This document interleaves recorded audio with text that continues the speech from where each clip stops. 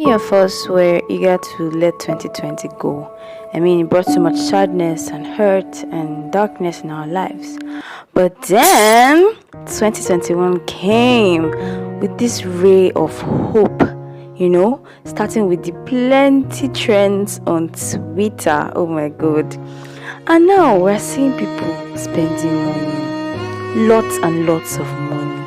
People are even going on vacations, and we are here thinking, just wondering what we're doing wrong, wondering, asking ourselves, where una they see this money?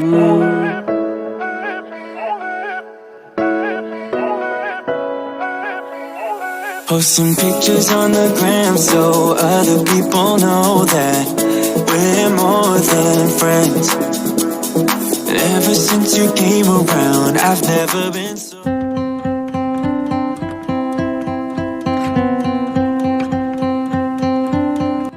This is a question that I'm sure everybody has asked at some point. I'm sure you've asked it. I've asked it. Oh Lord, I ask it every day because from the bottom of my heart, I truly want to know where they see this money. Where do you guys see this money? I decided to make a video sharing 7 ways you can better manage your money. Maybe for the see the money too, because as a person, as a human being, whatever you are, whether you're a worker, you're a student, whatever you do, we all need to better manage our money so that we can satisfy all our needs and wants, and flex a little, like, this life is too hard to not enjoy your money. The first tip is to decide what you want. It is at this point that you should decide your financial goal. Where are you at this point financially, and where do you hope to be within a specified amount or period of time? Now, in doing this, you need to know exactly what you hope to accomplish. Are you saving up for a car, or you're saving up for a house, or your education? What exactly do you need money for? I know that question is going to be funny to answer because everybody needs money, but you need to sit down and categorically tell yourself everything that you need money for, all those projects that you need to do. What is your financial goal? Decide what you want. The second thing for you to do is do away with debts completely. Being in debt is being bondaged financially. That's what it is.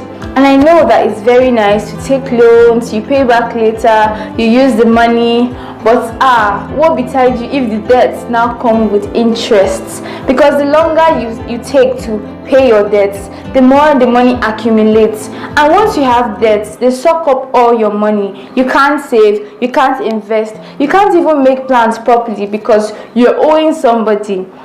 If you happen to be in debt, the mistake you would make is to make other plans when you have outstanding debts. You don't do that.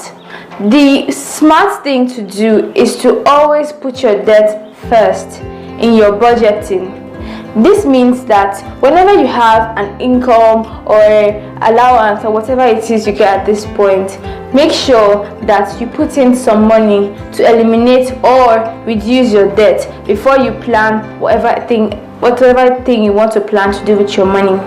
The third thing you want to do is to save. Is to what? Save. I cannot emphasize this enough. Save your money.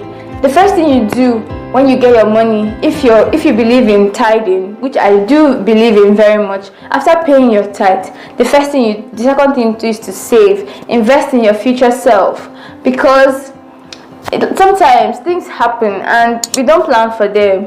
So it's always good to have money saved up somewhere, which we call emergency fund, but it's different from actually saving, because when you're saving up towards achieve your financial goal. Remember, we talked about it in the point 1. If you want another video explaining that, like the different ways you can budget to save your money, please let me know in the comment section so that I can put that in the pipeline. The fourth thing I'm going to talk about is learn to separate your needs from your wants. Now, needs are fixed. wants are variable. In your budget every month, you realize that you need to eat, you need to clothe yourself, you need to pay rent. There are things that you cannot do without, but your wants, they are variable. Perhaps you might want a bag this month, or you might want human hair next month, or you might want a PS5 next month. As a guy, whatever it is, they are variable, and that is why you can easily adjust them in your budget to save more for better things. It's not as if wants are not important, but it depends on the timing. If you save properly for a want, it would not even like disrupt your budgeting system at all, or the money that you intend to save. In separating your needs from your want, one sentence you should never be afraid to say is, I can't afford it. Now see, you can't afford it, you know, kill person.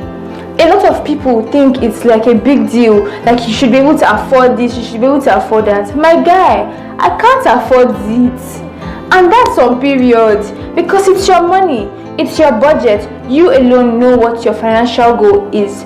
You know what you are willing to spare for that outing, for that show, or for whatever it is that your want is. And before you make decisions as to acquiring wants, you should sit down and already draw up your budget and know what you can or cannot afford, and never ever be ashamed or scared to tell whoever it is that you can't afford it. And that son maybe had a little lamb. It's a new one I learned. Having talked about our needs and wants, and knowing full well that food is a need that everybody like acquires every single day, then fifth point is, when it comes to food, buying in bulk and cooking your own food will actually help you save more. I'll tell you why. There's this thing called penny wise, pound foolish. You want to you live alone, yeah, or you live with somebody, but you want to buy food, and you want to buy 10 naira Maggi, 20 naira curry, 3 cups of rice. You're buying all these things in bits. Like you want to make jollof rice today, tomorrow you want to make beans, you go out, you buy 100 naira palm oil, 50 naira beans. See, I get that there are some situations that require such, but in the long run, you are actually spending more than you would have spent if you had just bought it in bulk. And when I say in bulk, I don't mean you should buy like 5 cartons of spaghetti or 5 bags of rice in your house. If you can buy in larger quantities that you can keep and use later, they would really help you save money in the long run.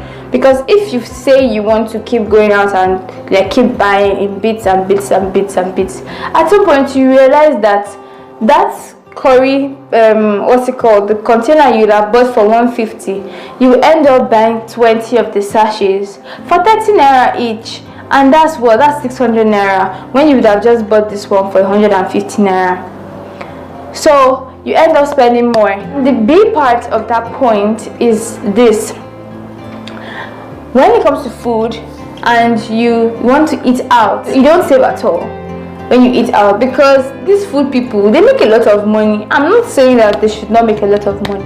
They make a lot of money, yes, but even if you sometimes, yes, you may be tired to cook or whatever it is, or you don't even know how to cook and stuff, and you want to keep buying rice, you want to buy rice with chicken for 1,100, you want to buy rice and beef for 600 naira every day. How long can you keep up? If you keep doing that, you don't go see the money, you don't go see them. But if you cook, I promise you're going to spend less money when you cook. Because imagine going out to eat with 3,000 naira in a day. Like, do you know what that 3,000 naira can do for you if you go to the market? Do you have an idea? Guys, if you're getting value for your time, please do well to give this video a thumbs up, and please don't forget to subscribe to my channel. It's the red button down. It's absolutely free. It won't cost you anything. Also, please leave a comment down, and don't forget to share this video with your friends. Thank you. The 6th point is actually In fact, I don't want to call it the most important point, but it's very, very, very vital.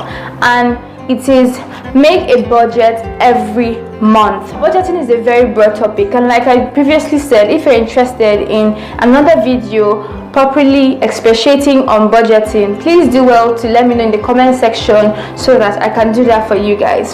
Simply put, a budget is like a list of things or you need to spend your money on, how you intend to spend your money. It's simply a sheet of paper that has on one side the money coming in or the total income you get depending on how many sources of income you have, and on the other side you're talking about your expenses, right? So you're tracking your expenses in such a way that you are able to save, you are able to take care of your needs and your wants, and also whatever it is that you need to do.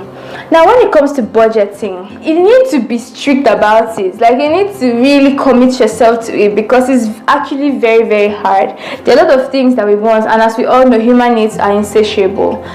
You need to budget every month for you to manage your money better. After budgeting, the money on the left side should be equal to the money on the right side. They should be equal. So when we don't track our expenses, sometimes we realize that we spend more than we get, and that way you tend to accumulate debt rather than even see money to save. And that's not how to manage your money. If you don't budget wisely, you will not manage your money wisely, and you will keep asking that question. They will not show you where they see the money. They'll tell you it's God, and truly it's God though. The seventh and last tip is, although you need discipline, although you need self-control to better manage your money, whenever you make mistakes, please don't be too hard on yourself. Don't beat yourself up. We're all looking to be financially stable, and we're all looking to be financially free. So whenever you make a mistake, please don't think that you're the worst person or you don't know what you're doing. This life is hard enough as it is. So those are the 7 tips I have for you guys. Thank you so much for coming this far, and if you have extra tips or additional tips that you'd like to share, please do so in the comment section. Don't forget to give this video a thumbs up, and also help your girl by subscribing. There's the red button down. It doesn't cost nothing to subscribe. I love you guys. Thank you so much for the support, the show of love, the encouragement, everything nice that you guys have been doing. It really warms my heart and it keeps me going. God bless you guys. For me, a girl is grateful. So bye guys, I love you.